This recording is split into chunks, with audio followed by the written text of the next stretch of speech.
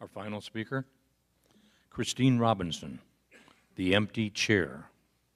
The Empty Chair, Christine Robinson.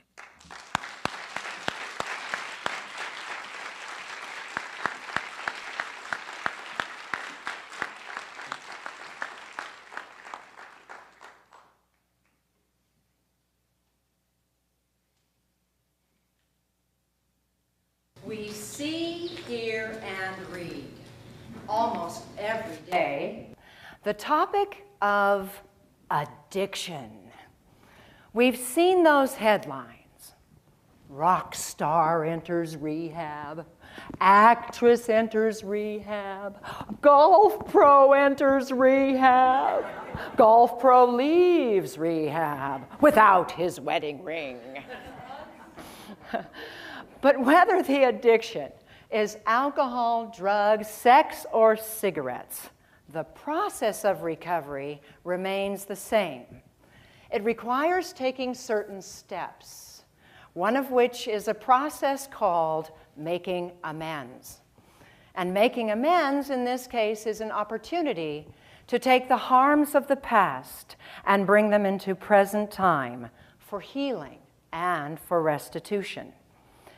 But if you're new to recovery, as I was 19 years ago, way back when, I still had the lingering notion that I only hurt myself in my addiction.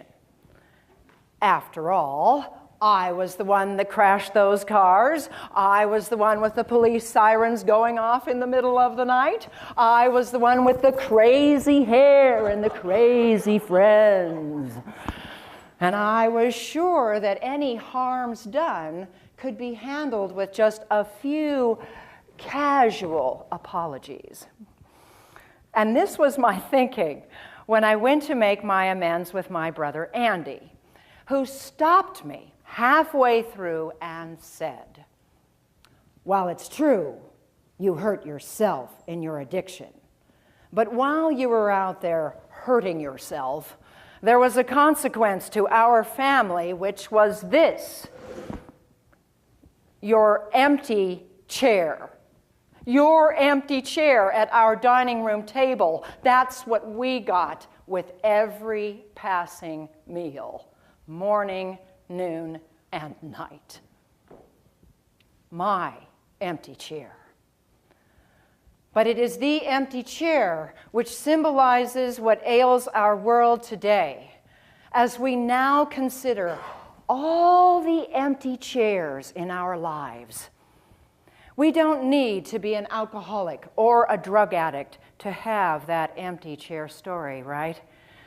Because as you and I know, it takes courage to assume our chairs at the table of life.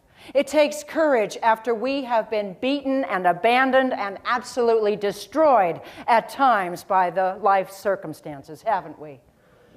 And after a while, we just stop caring altogether. We think someone else can take our place. Someone else can do the work. I don't need to show up. I don't really count. I don't matter. As we see exemplified over and over in those Toastmaster meetings, where the speaker doesn't show up, where the duty roster remains empty. Those empty, empty chairs. And I remember back at our district fall conference last November when I was your Toastmaster, thrilled to be your Toastmaster as I walked up on that stage, saw a host of friendly faces just like yours right now. But who should be sitting in the first 2 rows but my old Toastmasters Club, half the membership? Anybody here got an old Toastmasters Club you're not talking to right now? You got to say it that way too. Old Toastmasters Club. Or anybody in your life that you're not talking to, and all of a sudden, boing, they show up right in front of you. Well, that's what happened to me. But I knew the power of making amends, and I knew restitution needed to be made. And I went to each and every one of those members and I cleaned up my side of the street. And each and every one of them met me more than halfway. Every one of them, but one. You knew this was coming. There's always that one that just isn't going to let you off the hook. Well, this one is upset, as he says in his best Scots brogue. Oh, and you should be sorry, Christine. You walked out on us, you left us with your empty chair at our Toastmasters meeting. Stayed empty, too, because no one speaks the way you do, and you know it. You walked out on us, we were down a man. You and your DTM, he says. Down a man. Well, it's interesting that we're in a military academy where down a man is an SOS for help. It means that we're losing the fight. We're losing the battle. It's an SOS for help, and that is the consequence when we don't show up. The empty chair. It was used symbolically by Mother Teresa as she would ask this one simple question to be answered successfully by those candidates who would follow her to tend the dying in Calcutta. One question: are there any empty chairs in your life? Her question is my question for us. Are there any empty chairs in our lives? Is there a father who needs to be contacted, a mother who needs to be consoled, a sister like me who needs to be brought home off the streets and back to that table of life? And could we be the ones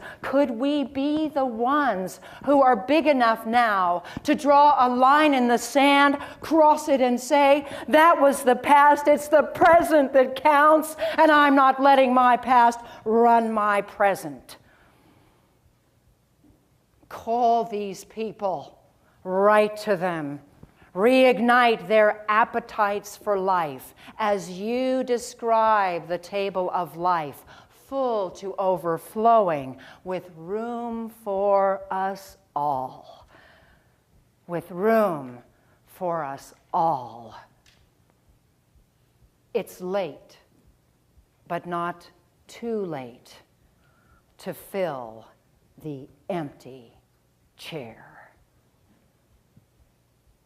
Mr. Toastmaster.